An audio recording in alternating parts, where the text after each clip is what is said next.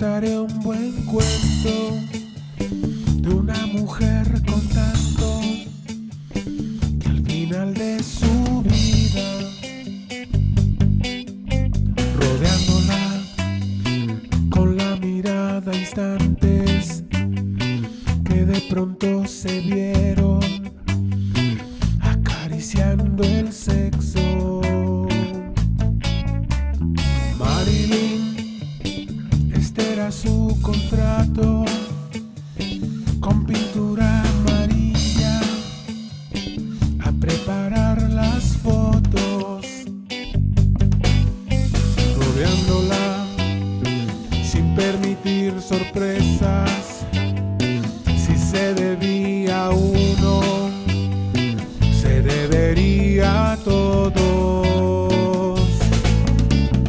Marilyn, te deberé mis penas, de mi pareja ajena, hacer como en el poste. Marilyn, te deberé mis penas, de mi pareja ajena, hacer como en el poste.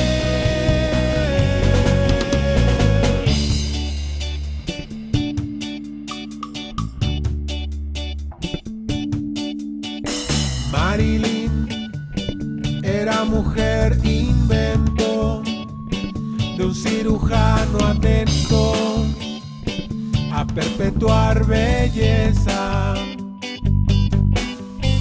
haciéndola como hacer palomitas, que es otro buen invento de imperio decadente. Marilyn no era quien tú piensas, era mejor por dentro que tu mejor intento.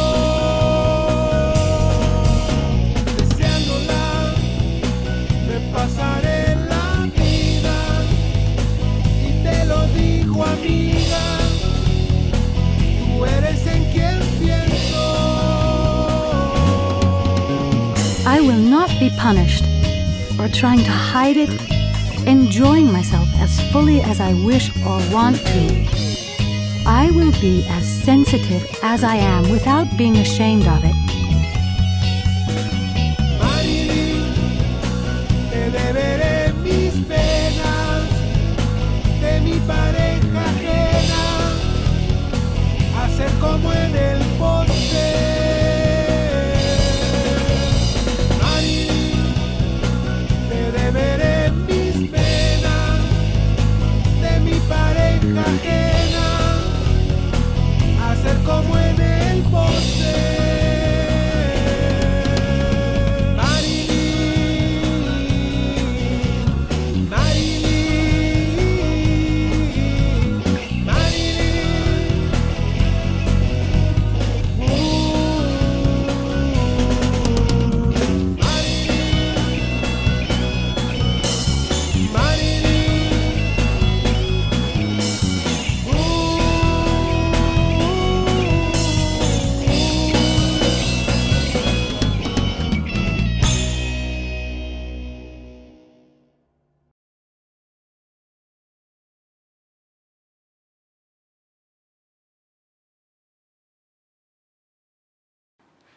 Comunidad en Resistencia, soy Federico Cruz, su brujo de lujo o brujo de cabecera, como ustedes prefieran.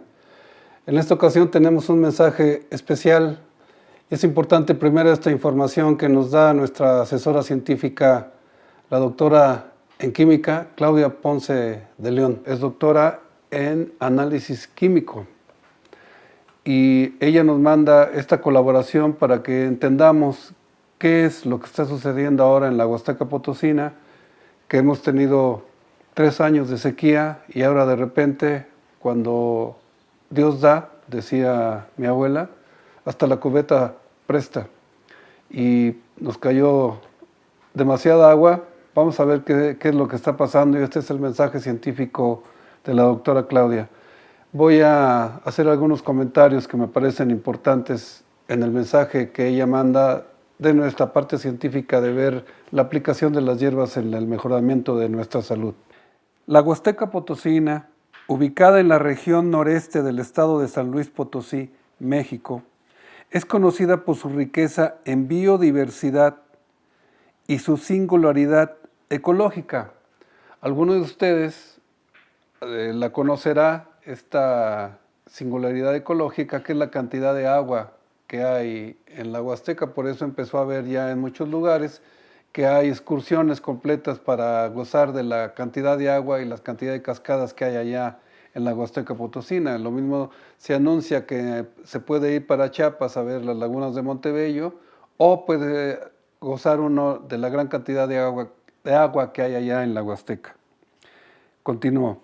Este ecosistema abarca áreas de selvas húmedas, bosques de galerías. ¿Se acuerdan ustedes de la canción de las tres Huastecas cuando se refiere a la Huasteca Potosina? Dice, laderas llenas de neblina. Esos son la singularidad ecológica. Ha experimentado una alarmante pérdida de vegetal en las últimas décadas. Vamos a ver qué implica esta característica de selva húmeda, bosques de galería y pastizales. Es de una belleza excepcional por la cantidad de agua que existe. Vamos a ver un poco la historia de lo que significa para México en su contexto político, porque San Luis Potosí es un estado muy pobre. La mitad es desierto y la otra mitad es huasteca. Pero ¿qué es lo que sucede con nuestro sistema político? En las memorias de Gonzalo N. Santos se explica por qué era uno de los mayores latifundios el que él poseía en esta región preciosa. Precisamente por eso no hay desarrollo, porque el PRI, con este representante que fue uno de sus porros principales, sus principales matones, y que ejercía mucho poder en los gobiernos de Miguel Alemán, en los gobiernos de Ruiz Cortines, por eso se hizo de una gran cantidad de tierras con su rancho que él llamó el Gargaleote. Por eso es que no se desarrolla normalmente una parte con tanta riqueza de su agua y tanta riqueza de su fauna y su flora, por eso es que no se ha desarrollado. Continúo con el mensaje. La reducción de la diversidad vegetal no solo afecta la estructura y funcionamiento del ecosistema, sino que también tiene repercusiones significativas para la fauna local y las comunidades humanas que dependen de estos recursos. Ya vimos nosotros que cuando estamos hablando de una medicina holística, que es una consecuencia de la civilización de estudiar la ecología, el estudio de nuestra casa, significa que nosotros podemos ver que una mínima causa un efecto mayor en algo que es impensable. Algo impensable, no tanto, porque nuestra comunidad sonríete depende para su mejoramiento de la salud de esto que estamos describiendo y lo que está sucediendo ahora en esa Huasteca Potosina. Bien, ahora vamos a ver el contexto ecológico y biodiversidad de la Huasteca Potosina. La Huasteca Potosina se extiende por aproximadamente 20,000 kilómetros cuadrados y presenta una alta heterogeneidad en términos de vegetación. Según el Atlas de Vegetación de México, esto lo dice el CONAVIO en 2020, fíjense en la importancia, voy a hacer el comentario político, porque el CONAVIO ya está desaparecido. Este gobierno, este mandato de la 4T desapareció el CONAVIO por X razones, pero aquí ya vemos la importancia de tener dependencias que puedan darnos estos datos. Continúo. Esta región alberga diversos tipos de vegetación, incluyendo selvas tropicales, bosques de galería y sabanas. La riqueza de especies vegetales es notable. Por ejemplo, el Inventario Nacional de Áreas Naturales Protegidas, INAM, de 2021, reporta más de 500 especies de plantas vasculares, algunas de las cuales son endémicas, quiere decir que solamente de ahí, con sus principales características, que los brujos y la gente que nos dedicamos a la salud de ahí, que tratamos con plantas, notamos que había una importancia que tiene que ser, en este caso pongo el ejemplo, la salvia que se utiliza, que tiene la letra S, que nosotros la hacemos, que está en rayón, que es el límite de la Huasteca Potosina, no produce la tos que produce la salvia de otros lugares de México. Entonces se puede dar a los niños en problemas de alergia o en problemas de alergia respiratoria y no produce mucosidad, lo que sí produce otro tipo de salvia que nosotros tenemos ahora en rayón, en la Huasteca Potosina. Bien, y de gran importancia ecológica, por lo tanto es de gran importancia para la casa que tenemos, por eso la importancia ecológica. Número 2. Causas de la pérdida de diversidad vegetal. La pérdida de diversidad vegetal en la Huasteca Potosina se debe a múltiples factores, entre los que destacan, vamos a destacar 3 de los múltiples factores. El primero, la deforestación y cambio de uso de suelo. La deforestación es uno de los principales motores de la pérdida de diversidad vegetal. Datos del Sistema Nacional de Información sobre Medio Ambiente, el SNIMA, de 2023, indican que en la última década se ha perdido aproximadamente el 15% de la cobertura forestal en la región. La conversión de áreas forestales en tierras agrícolas y ganaderas ha reducido significativamente el hábitat disponible para muchas especies vegetales. Además, el uso extensivo de agroquímicos en cultivos de maíz y caña de azúcar ha alterado la composición y estructura de las comunidades vegetales. Esto está reportado por Semarnat en el 2022. Lo he explicado otras veces, hago la aclaración de que nuestras plantas que tenemos en Sonríete son plantas totalmente fieras, totalmente que se apropian de los minerales que tienen en ese extraordinario suelo de la Huasteca para poder sobrevivir. No tienen que tener ni fertilizantes ni insecticidas, por eso la planta es tan fuerte, por la cantidad de minerales que absorbe para defenderse ella misma y poder sobrevivir. Esto ya no es posible con la cantidad de agroquímicos que contaminan tanto de la planta de las cañas de azúcar como de los cultivos de maíz. La segunda, la expansión urbana e infraestructura. El crecimiento de las áreas urbanas y la construcción de infraestructura han contribuido a la fragmentación del hábitat.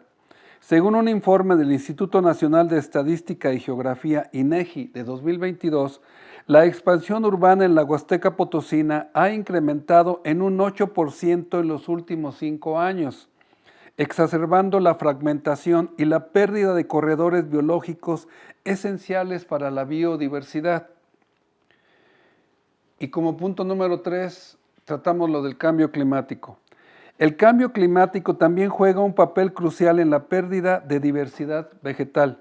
El análisis de datos climáticos realizado por el Centro de Ciencias de la Atmósfera de 2024, ya apareció aquí finalmente en la Universidad Nacional porque es una dependencia de nuestra UNAM, muestra que la región ha experimentado un aumento en las temperaturas medias y una alteración en los patrones de precipitación. A eso me refería con ese cinturón de fuego que se formó en todo este año que hemos padecido 4 meses de una cantidad de calor que era un cinturón alrededor de nuestro planeta y que nos tocó en la Huasteca, lo que ahorita ya acaba de terminar porque tenemos un mes con lluvias. Estos cambios han afectado la distribución y la fenología de muchas especies vegetales, o sea, la propia composición de las especies vegetales va cambiando precisamente por este cambio en la humedad y la cantidad de agua que le está cayendo de las lluvias, favoreciendo a especies invasoras y disminuyendo la competitividad de especies nativas. Conclusión. La pérdida de diversidad vegetal en la Huasteca Potosina es un problema complejo con múltiples causas y graves consecuencias. La deforestación, el cambio climático y la expansión urbana son algunos de los principales factores que han contribuido a este fenómeno.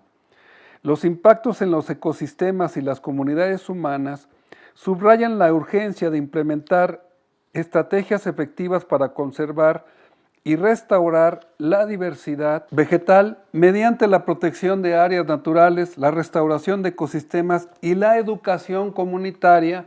Fíjense la importancia que tenemos nosotros como comunidad en resistencia que creen los TES. Educación comunitaria. Es posible mitigar la pérdida, fíjense bien, dice mitigar. Ya parece que el mensaje no es optimista, dice mitigar la pérdida de diversidad vegetal y asegurar la sostenibilidad de este invaluable ecosistema para las generaciones futuras. Este es el mensaje que nos manda la ciencia de qué está ocurriendo en estos momentos que podemos tener alteraciones fuertes en lo que es la consulta de Sonríete.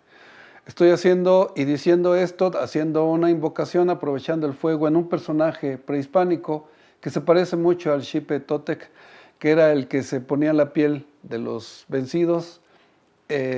Esa deidad prehispánica la tenemos nosotros en nuestro Museo Regional de Valles, por eso hago la referencia porque tenemos prendida nuestra veladora.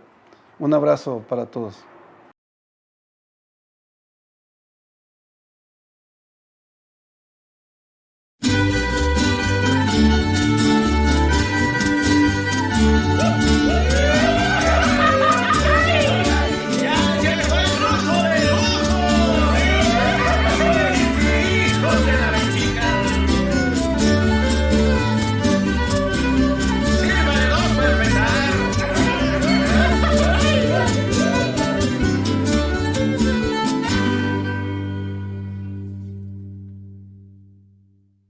Bien, ahora vamos a dar principio a nuestra viernera de hoy y fíjense el nombre que tiene. Encendamos una veladora. ¿Qué sentido tiene este título que le estamos dando a nuestra plática de hoy? Me voy a referir un poco a la historia de por qué quiero, y es nuestra intención, el poder hacer entender por qué prendemos una veladora. Voy a mencionar a José Vasconcelos. Es importante también aclarar que pues, es un personaje de, como se diría en el lenguaje de la política, de derecha, sobre todo su parte última de su intervención, pues fue filonazi, en fin, en política es un personaje que tiene sus asegúnes. Pero como personaje de la cultura, desde que él incorpora en la universidad en su escudo, por mi raza hablará el espíritu, en su libro de la raza cósmica, y que además es uno de los filósofos admitidos en primera instancia por lo que es la Enciclopedia Británica, por ejemplo. Es un pensamiento original que él tiene. Es de los personajes que para mí ha significado siempre, porque es de los que él y Martín Luis Guzmán leían bibliotecas completas. Bien, él tiene una manera de interpretar que a mí me tocó muy cerca, ahorita van a ver por qué. Porque él, en una relación que tiene, él que era muy mochila, muy católico, muy practicante, pues tenía a su amante y pues eso es pecado. Entonces María Antonieta Rivas Mercado, una persona que era mecenas de la cultura de aquel México de los 20s, les recuerdo que ella es hija del arquitecto Rivas, que es el que hizo el diseño del Ángel de la Independencia, una gente muy ligada con la cultura, por eso ella puede, a través de su cultura y de los medios materiales que tenía, pues apoyar en este caso a un personaje importante por lo que en su labor política hizo. Él fue candidato a la presidencia de la República después de haber sido secretario de Educación Pública, que fue la gran intervención del muralismo en México. En fin, cualquier cosa que él se proponía la hacía en grande pensando en lo que es la educación. Otra de las cosas también principales fue cuando trajo a Gabriela Mistral, porque pues él también es un maestro de América, por eso él puede concitar, él puede hacer una invitación de ese tamaño a la Premio Nobel chilena. Bien, por eso es que me interesa mucho platicar esto sobre lo que tiene que ver prender una veladora, y eso es lo importante. En Nuestra Señora de París, o sea, Notre Dame, él tiene una parte de que tiene que desintoxicarse del fracaso que tuvo y del fuerte enfrentamiento con la clase política mexicana, y pues él tiene que desintoxicarse y se va a Europa, claro, con el apoyo de Antonieta Rivas, y pues ellos siguen su relación allá en París, y pues ella, en una desesperación, se suicida allí en Notre Dame, y le quitan lo sacro a ese recinto. Bueno, en el lenguaje de la iglesia es que pues ya es una basílica, se pierde lo sacro, tuvieron que hacer una serie de ritos para devolverle, porque se suicida, se mata a una persona ahí, y en fin, es algo que siempre se me quedó muy grabado a mí. Tan grabado que en una relación que tuve con mi pareja francesa, pues hicimos una ceremonia muy a nuestro parecer, y fuimos a ver a la morenaza, a la Virgen de Guadalupe, ahí a Notre Dame, y pues encendimos una veladora y hicimos una manera de tener presente a alguien para que pudiera estar en nuestra relación que iniciaba yo con ella. Me tocó estoy hablando de 1983, 84, en esa época, y me tocó el cambio que había de que uno compraba su vela y pues, ojo, la compraba, claro, se necesitaba, pero uno confiaba mucho en uno, agarraba uno la vela, había de diferentes tamaños, 1, 2, 3, 4 francos, depende, y pues eso, confiaban en que uno depositaba el dinero, y pues uno como buen mexicano, yo no deposité nada, y enfrente de ese llamamiento de fuego para que hubiera un pronunciamiento acerca de lo que era la pareja y lo que sentíamos entre los dos, que suponíamos que era el amor, y fue el amor, y pues por eso me recordé mucho en ese tiempo, cuando nosotros hicimos eso, me recordé mucho de José Vasconcelos. El sentido de llamar al fuego como estar presente para una invocación, y que para una ceremonia que pudieras tener valor humano fuera de lo que es la iglesia o las doctrinas que nos dicen cómo tenemos que hacer la oración. En fin, por eso es que vamos siguiendo entonces la manera en que para mí significa prender una veladora.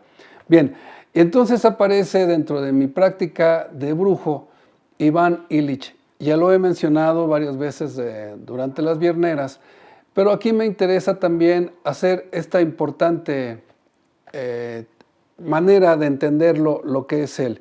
Recuerdan que siempre lo recuerdo en nuestras vierneras, porque él decía que cuando México desaparezca sus mercados, sus tianguis, desaparece México como país. Eso lo he mantenido como discurso de lo que hemos hecho nosotros como comunidad en resistencia, y saber el valor que tienen los productos que son naturales, no como los oferta un supermercado.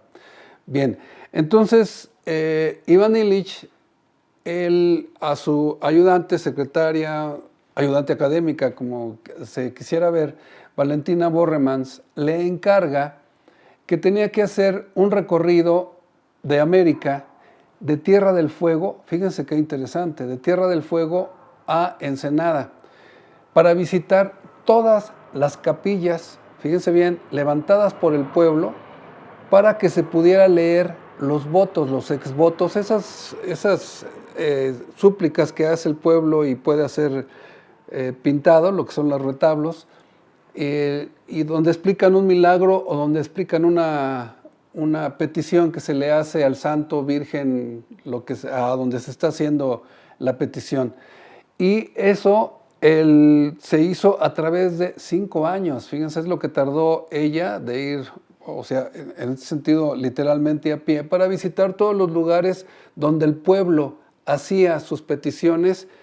Y obviamente no estoy hablando estrictamente de lo que es la Iglesia Católica, que es como era el rumbo que ellos tomaban, sino que simplemente son los lugares de adoración que tiene el pueblo, y que manifiesta a través de esos retablos su fe y su petición que tienen que hacer porque hay algo que está sucediendo que no le está yendo muy bien, o simplemente dar las gracias porque le fue muy bien en un problema que tuvo ese personaje del pueblo, que podemos ser cualquiera de nosotros. Bien, si eso es importante, decía Iván, eso es Dios, lo que siente el pueblo, pero siempre el pueblo tiene una manifestación práctica, como en este caso nosotros tenemos, como ya vimos ahorita en el mensaje que tuvimos al principio, estamos en una emergencia que nadie le gusta hablar de eso, pero que tenemos que tenerla presente porque empiezan a escasear nuestras hierbas. Empiezan a escasear y eso tenemos que tenerlo en cuenta, que no es un capricho de cualquiera de nosotros, tanto integrantes de la comunidad como nosotros que ofrecemos el servicio, pues es simplemente una consecuencia del tiempo que nos toca vivir. Bien, entonces ese es el sentido de la veladora del que estoy hablando. Ustedes recordarán que las abuelas que le saben a todos los ritos de la iglesia, pues ellas compraban una para las ánimas, santas ánimas del purgatorio, pues prendían una veladora cada X tiempo, o simplemente para alguna petición, tenían su manera de expresarla. ¿Qué es lo importante de esto? Fíjense que también voy a meter una expresión que me tocó a mí en mi vida de brujo. He viajado mucho dentro de mi práctica de lo que es la brujería.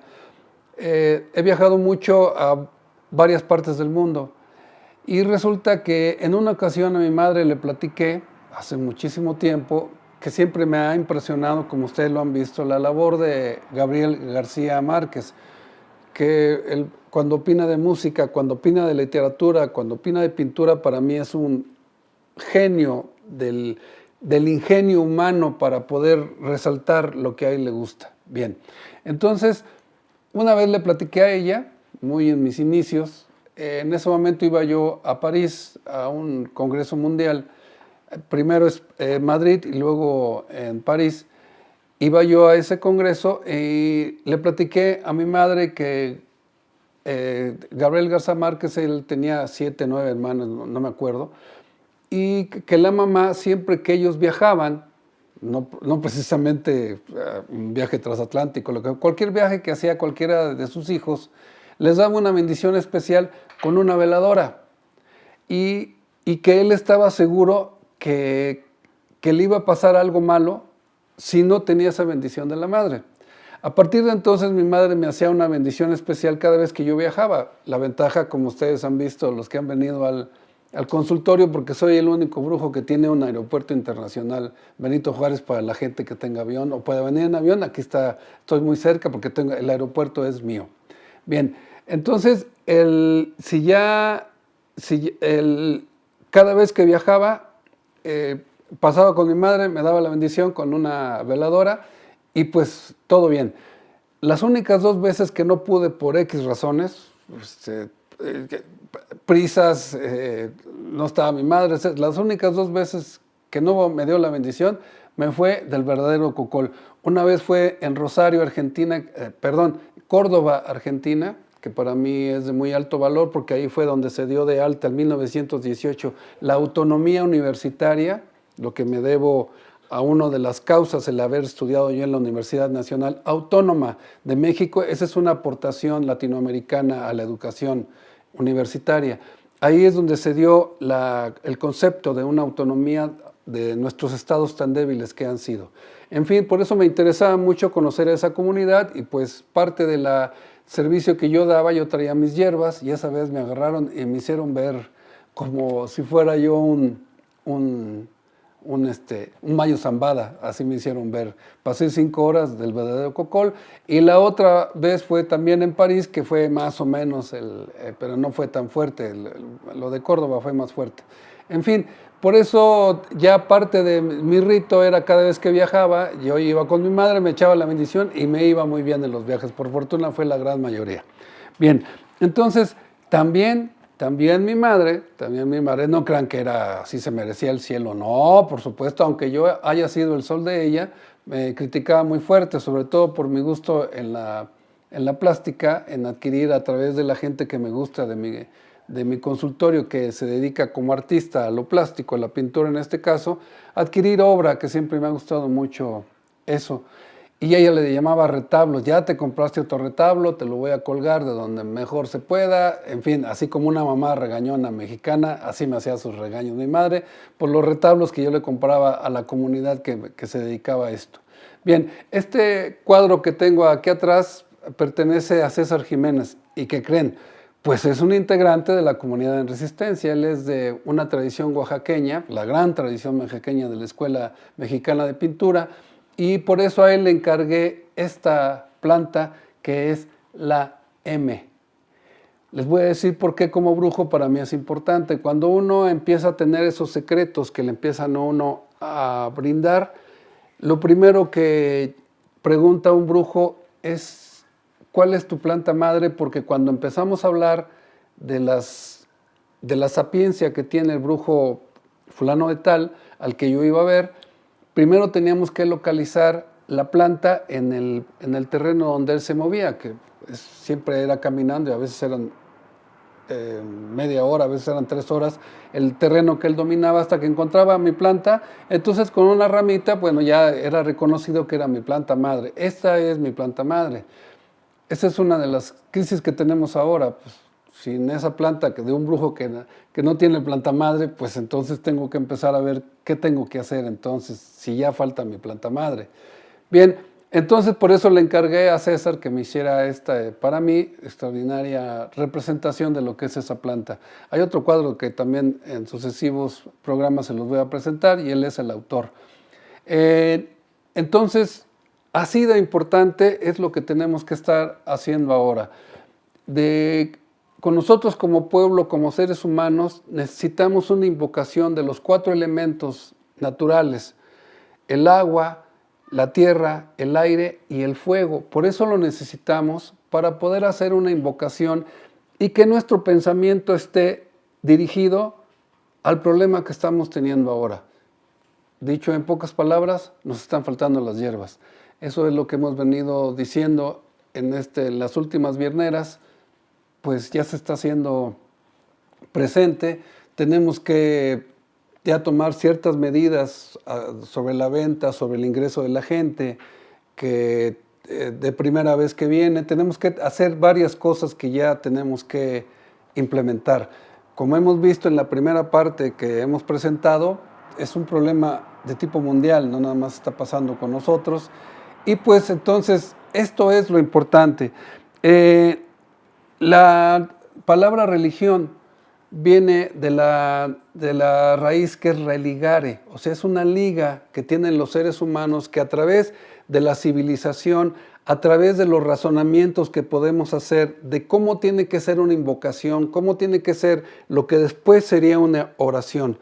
Pero lo que me interesa aquí que podamos entender que no es una plegaria, no es una oración. Los que crean en eso, está bien, puede seguir, primero prender su veladora y luego que venga la oración. O nada más el puro prender la veladora, incluso que se tenga nada más en la mente, que se tenga esa veladora prendida para poder tener otra liga que sepa que nosotros como comunidad en resistencia, a pesar de la crisis que estamos teniendo, podemos tener otras maneras de estar unidos. Recuerden siempre que es lo importante que ya hemos venido en las últimas vierneras también, viendo la importancia de lo que es la alimentación. Por eso es que ahora, tanto el mensaje de la Yaya como el mensaje de Julia, tenemos que ponerlos un poco aparte. Ahora la crisis que estamos viviendo, es importante que sepamos nosotros que tenemos que hacer nuestro esfuerzo. Ya lo estamos haciendo con la renovación de la cocina, con la renovación de entender que la alimentación es importantísima para nuestra primera defensa contra la enfermedad, contra los bichos como el COVID. Eso es lo importante si ya lo estamos entendiendo. Tenemos futuro, tenemos manera de entender cómo esta crisis nos tiene que salir fortalecidos, si no, no seríamos una comunidad.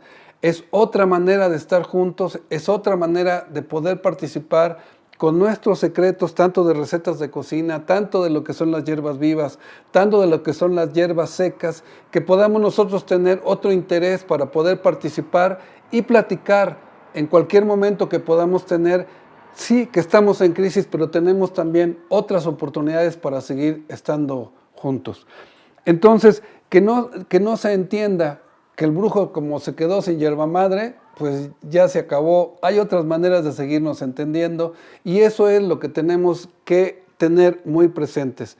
Si las abuelas que me visitan y me dicen que me tienen presente en sus oraciones, a ellas les pido por favor que sí, después de la veladora hagan la oración. A los componentes de la comunidad que no crean en Dios, que no tengan esa concepción del hombre, simplemente que la aprendan por dentro y sepan que estamos vigilantes ahora porque acechan, como dirá una canción cubana, afuera los lobos son lobos aún. Y esto es lo que tenemos que estar viendo para poder seguir estando juntos. Les platiqué lo que ha sido mi devenir como brujo, la gente que he conocido, en este caso como empecé mi discurso, y esta es la súplica. Seguimos unidos a través de un conocimiento que tuvieron nuestros antepasados. Seguimos abrazados en la siguiente viernes.